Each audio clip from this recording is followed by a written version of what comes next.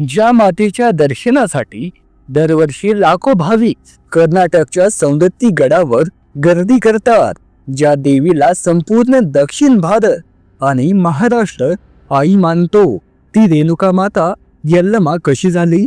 एका पुत्राने आपल्याच आईचा शिरच्छेद का केला आणि रक्ताने माखलेल्या त्या जमिनीतून पुन्हा एकदा ममतेचा झरा कसा निर्माण झाला? या सर्व प्रश्नांची उत्तरं आजच्या या विशेष कथेमध्ये दडलेली आहेत. हे केवळ एक कथा नाही, आज्ञापालन आणि एका मातेच्या अगाध शक्तीची ही महान गाथा आहे. आपल्या महाराष्ट्रात 3.5 शक्तिपीठे मानली जातात. त्यातले एक महत्वाचे पीठ म्हणजे माहूर गडावरील रेणुका माता. पण तुम्हाला माहित आहे का, कर्नाटकच्या सौंदत्ती येथील यल्लमा आणि माहूरची रेणुका माता या एकच आहेत. सौंदत्तीपासून सुमारे 3 किलोमीटर अंतरावर असलेल्या या जागृत देवस्थानाचा इतिहास अत्यंत रोमांचक आहे. या कथेची सुरुवात होते राजा धेनूपासून. राजा धेनूला अपत्य नव्हते, त्यामुळे तो अत्यंत दुःखी होता. पुत्रप्राप्तीसाठी त्याने अनेक यज्ञ केले, तीर्थयात्रा केल्या आणि शेवटी तो काशीला पोहोचला. तिथे त्याने मनोभावे आराधना केली आणि त्यांच्या पोटी एक दिव्य कन्येचा जन्म झाला, जिचे नाव ठेवण्यात आले रेणुका. रेणुका ही उपजतच अत्यंत सुंदर आणि तेजस्वी होती. जणू प्रत्यक्ष लक्ष्मीचेच रूप तिच्या ठाई होते. जसजशी रेणुका मोठी झाली तसतशी तिच्या लग्नाची चर्चा सुरू झाली. त्याच वेळी प्रत्यक्ष भगवान शंकरांचे अंश मानले जाणारे महान तपस्वी ऋषी जमदग्नी यांच्याशी तिचा विवाह जुळून आला. हा विवाह इतका दिव्य होता की या लग्नासाठी स्वतः इंद्रदेवासह स्वर्गातील देव आणि पृथ्वीवरील महान ऋषी मुनी उपस्थित होते. देवानी या जोडप्याला आशीर्वाद म्हणून कामधेनू गाय, कल्पवृक्ष आणि चिंतामणी यासारख्या मौल्यवान वस्तू भेट दिल्या. ऋषी जमदग्नी आणि माता रेणुका यांचा संसार अत्यंत सुखाचा होता. त्यांना 5 पुत्र झाले, ज्यामध्ये सर्वात धाकटा पुत्र होता परशुराम. परशुराम हे भगवान विष्णूचे अवतार मानले जात. रेणुका माता दररोज सकाळी नदीवर जाऊन वाळूचा घागर तयार करत असे आणि त्यातून पाणी आणून ऋषींच्या पूजेसाठी देत असे.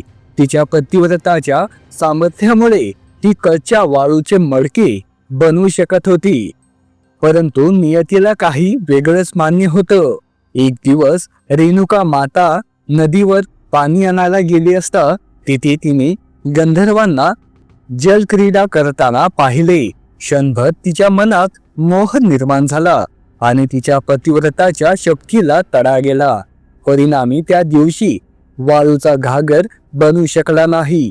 जेव्हा ती रिकाम्या हाती आश्रमात परतली तेव्हा अंतर्ज्ञानाने ऋषी जमदग्नींना सर्व प्रकार समजला. क्रोधाच्या भरात त्यांनी आपल्या पुत्रांना आपल्या आईचा शिरच्छेद करण्याची आज्ञा दिली. मोठ्या पुत्रांनी ही आज्ञा पाळण्यास नकार दिला, परंतु परशुरामांनी पित्याची आज्ञा शिरसावध्य मानली. जेव्हा परशुराम आईचा वध करायला निघाले तेव्हा तिथे एक मातंग स्त्री, काही कथांनुसार ती तिथे कामाला होती किंवा जवळच राहत होती, धावत आली.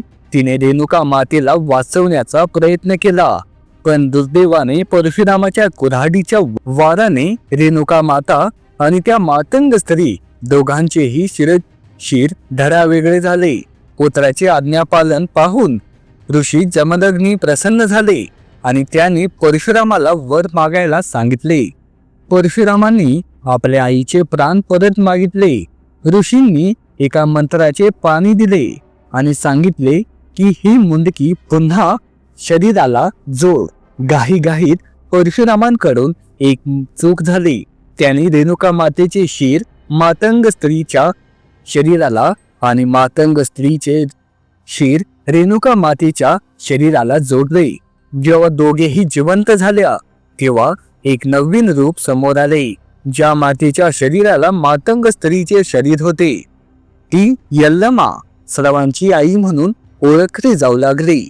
यल्लू म्हणजे सर्व आणि अम्मा म्हणजे आई अशा प्रकारे रेणुका मातेचे यल्लमा देवीमध्ये रूपांतर झाले.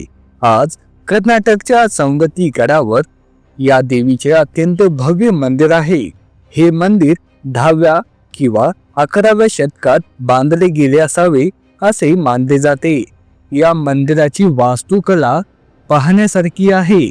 1975 सालापासून कर्नाटक राज्य सरकारने या मंदिराची व्यवस्था पाहण्यास सुरुवात केली. मंदिराच्या शिखरावर साडी आणि चोळी अर्पण करण्याची जुनी परंपरा आजही जपली जाते. या पवित्र ठिकाणी आजही मातंग देवीचे स्वतंत्र मंदिर आहे. असे मानले जाते की जोपर्यंत मातंग देवीचे दर्शन घेतले जात नाही तोपर्यंत यल्लमा देवीची यात्रा पूर्ण होत नाही. लाखो भक्त उदोउदोच्या गजरात भंडारा उधळत गडावर येतात. भाविकांच्या मनातील सर्व इच्छा ही माता पूर्ण करते अशी या स्थानाची व्याप्ती आहे. तर ही होती रेणुका माता आणि यल्लमा देवीच्या प्रकट होण्यामागची कथा. एका पुत्राची भक्ती, पित्याची आज्ञा आणि एका मातेचे दिव्य स्वरूप यांचा हा संगम आपल्याला आजही शक्ती आणि प्रेरणेचा संदेश देतो. जर तुम्हाला ही माहिती आवडली असेल तर लाईक करा, चॅनलवर नवीन असाल तर सबस्क्राईब करा आणि बेल आयकॉन प्रेस करा. धन्यवाद.